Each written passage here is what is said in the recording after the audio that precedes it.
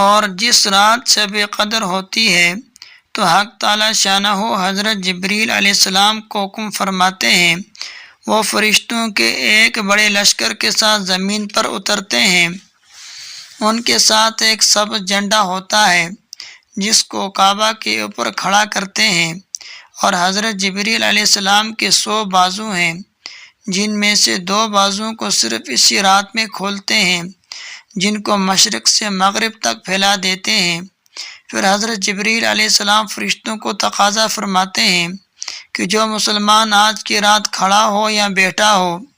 نماز پڑھ رہا ہو یا ذکر کر رہا ہو، اس کو سلام کریں اور مصافحہ کریں اور ان کی دعاؤں پر آمین کہیں۔ صبح تک یہی حالت رہتی ہے۔ جب صبح ہو جاتی ہے تو حضرت جبریل علیہ السلام آواز دیتے ہیں کہ ایک فرشتوں کی جماعت اب کوچ کرو اور چلو۔ فرشتے حضرت جبریل علیہ السلام سے پوچھتے ہیں کہ اللہ تعالیٰ نے احمد صلی اللہ علیہ وسلم کی امت کے مومنوں کی حاجتوں اور ضرورتوں میں کیا معاملہ فرمایا؟ وہ کہتے ہیں کہ اللہ تعالیٰ نے ان پر توجہ فرمائی اور 4 شخصوں کے علاوہ سب کو معاف فرما دیا۔ صحابہ رضی اللہ عنہم اجمعین نے پوچھا کہ یا رسول اللہ، وہ 4 شخص کون ہیں؟ ارشاد فرمایا کہ ایک وہ شخص جو شراب کا عادی ہو، دوسرا وہ شخص جو والدین کی نافرمانی کرنے والا ہو، تیسرا وہ شخص جو قطع رحمی کرنے والا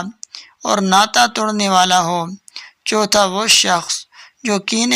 کینہ رکھنے والا ہو اور آپس میں قطع تعلق کرنے والا ہو۔ پھر جب عید الفطر کی رات ہوتی ہے تو اس کا نام آسمانوں پر لیلۃ الجائزہ انعام کی رات سے لیا جاتا ہے، اور جب عید کی صبح ہوتی ہے تو حق تعالی شانہ فرشتوں کو تمام شہروں میں بھیجتے ہیں اور زمین پر اتر کر تمام گلیوں اور راستوں کے سروں پر کھڑے ہو جاتے ہیں، اور ایسی آواز سے جس کو جنات اور انسان کے سوا ہر مخلوق سنتی ہے، پکارتے ہیں کہ محمد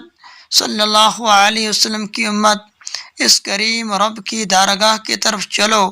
جو بہت زیادہ عطا فرمانے والا ہے اور بڑے سے بڑے قصور کو معاف فرمانے والا ہے۔ پھر جب لوگ عیدگاہ کی طرف نکلتے ہیں تو حق تعالی شانہ فرشتوں سے دریافت فرماتے ہیں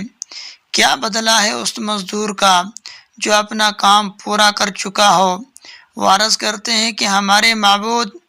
اور ہمارے مالک، اس کا یہی بدلہ ہے کہ اس کی مزدوری پوری دے دی جائے۔ تو حق تعالی شانہ ارشاد فرماتے ہیں اے فرشتوں، میں تمہیں گواہ بناتا ہوں، میں نے ان کو رمضان کے روزوں اور تراویح کے بدلے میں اپنی رضا اور مغفرت عطا کر دی، اور بندوں سے خطاب فرما کر ارشاد ہوتا ہے اے میرے بندو، مجھ سے مانگو، میری عزت کی قسم، میرے جلال کی قسم، آج کے دن اپنے اس اجتماع میں مجھ سے اپنی آخرت کے بارے میں جو سوال کرو گے عطا کروں گا، اور دنیا کے بارے میں جو سوال کرو گے اس میں تمہاری مصلحت پر نظر کروں گا۔ میری عزت کی قسم،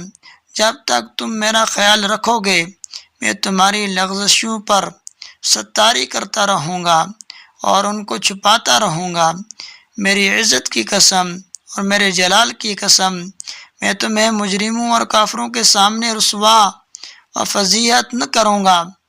بس اب بخشائے اپنے گھروں کو لوٹ جاؤ، تم نے مجھے راضی کر دیا اور میں تم سے راضی ہو گیا۔ بس فرشتے اس اجر و ثواب کو دیکھ کر جو اس امت کو افطار کے دن ملتا ہے خوشیاں مناتے ہیں اور کھل جاتے ہیں۔